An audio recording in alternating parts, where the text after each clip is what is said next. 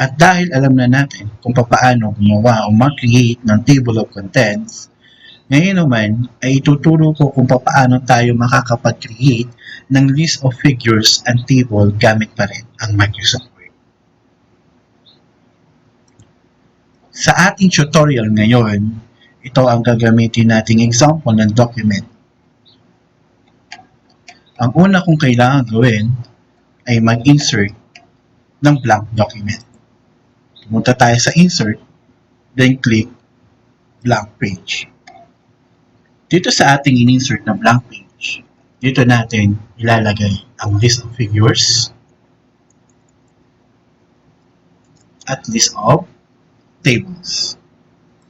So, unahin natin ang pag-i-insert ng list of figure. Puntahan natin yung mga figure na meron tayo sa ating document. Halimbawa, i-click ang figure, then pumunta sa references. Then sa references, hanapin nyo yung captions na group. Then i-click ang insert caption. So makikita nyo dito sa caption na table 1. Dahil po yung nakaselect po nating label ay table. So kung figure yan, so kailangan natin i-select yung figure. So halimbawa ng caption na ilalagay natin ay computer working principle. At kapag okay na ang iyong caption, i-click ang okay. So makikita nyo dito na kapag insert tayo automatically ng ating caption. So pwede nating baguhin ang style format ng ating caption. So, pumunta ng home, then tingnan ng styles, i-click ang drop down arrow at hanapin ang ating style na caption. I-right click, then piliin ang modify,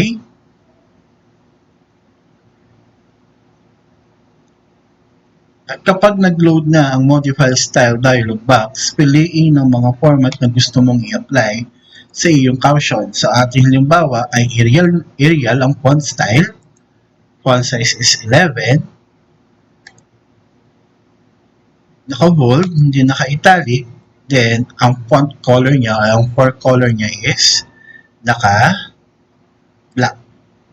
Then puntahan natin ang paragraph na setting, and then siguraduhin na yung ating spacing nakaset yung before and after ng 0, single spacing ay naka-single. Then click OK, then click OK. So makikita nyo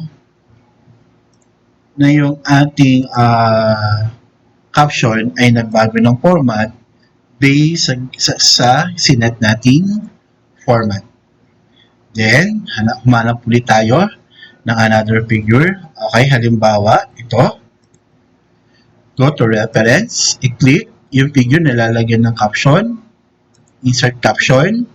So makikita nyo yung figure number, automatic yan na sumusunod kung ilan na ba yung caption na nalagyan mo. Since meron lang tayong isa doon sa nauna nating ginawa, so makikita natin na meron tayong figure 2. So figure 2, lagyan naman natin siya ng main computer parts. Then click OK. So papansin nyo, automatic yung ating caption. Pwede nyo i-adjust. Depende sa gusto mong setting na gawin sa iyong caption. Then, maghanap pa tayo ng ibang figure.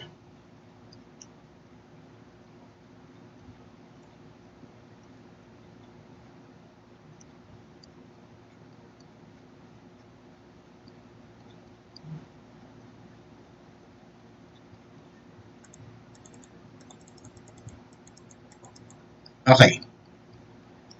So, halimbawa ito. I-click ang figure, then reference, insert caption, then figure 3, 2 components of mill merge. Then, i-click ang OK. I-delete ko lang yung nauna kong caption.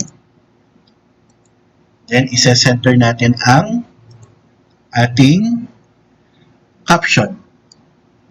Then, halimbawa, nalikdangan natin itong figure, nilagyan natin ng caption. Nauna natin ilagyan ng caption itong sample figure na to.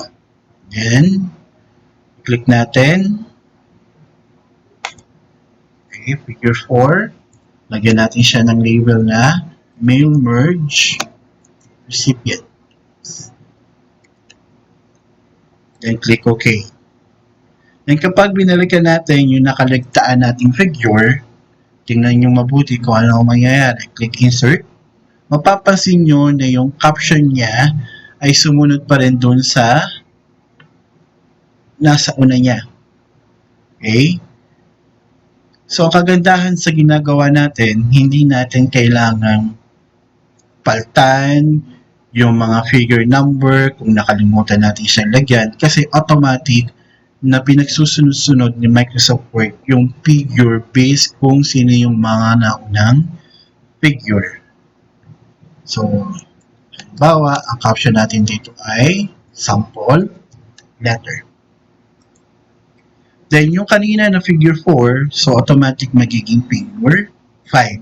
So, yan po yung kagandahan sa Microsoft Word kapag mag-i-insert tayo ng figure. So, bumalik tayo sa ating list of figure na page. Then, paano tayo makakapag-insert ng list of figure? So, go to Reference, Insert Table and Figure. Then, bago nyo i-click yung OK, tingnan nyo muna ang setting kung okay na sa inyo. Then, kung hindi pa, i-modify. So, gawin nating Arial. Okay, 11 ang font size. Then, punta tayo sa format. Puntahan natin ng paragraph. Okay, papalitan ko po yung line spacing. Ito single. Then, click OK. So, tingnan pa natin. Baka meron pa tayong nakakalimutan na setting. Okay. For color, gawin natin black. Then, click OK. Okay. Then, click OK. Then, hintayin lang po natin mag-upload yung ating figure. So, ito na po yung ating list of figures. So, meron tayong figure 1, 2, 3, 4, 5. Okay. Then, maglagay pa tayo ng ibang figure. Example, ito po. I-click ang figure. Insert caption. Figure 6, literature search.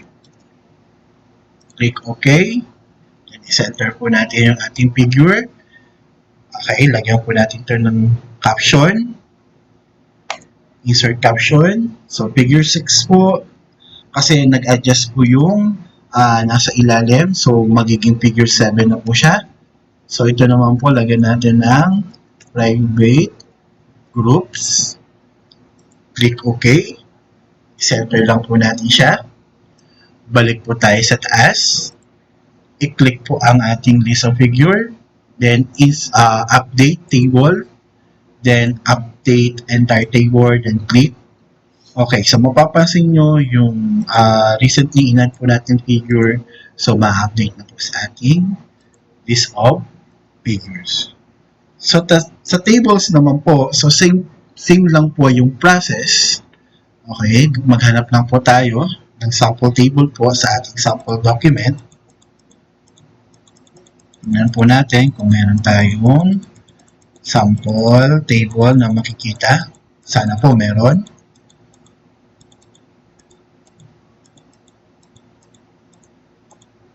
Okay, so ito po. So, i-select po yung table. Kailangan ko po nakaselect. Then, go to reference. Then, insert caption. So, since table naman po yung gagawin natin ng caption, so dapat po yung label niya from figure gawin po natin table. So, table 1. Sample fields. Then, click OK. So, makikita nyo na meron na po ng caption sa taas ng ating table. So, hanap po tayo ng table kung meron po tayong makikita. Okay, so ito po.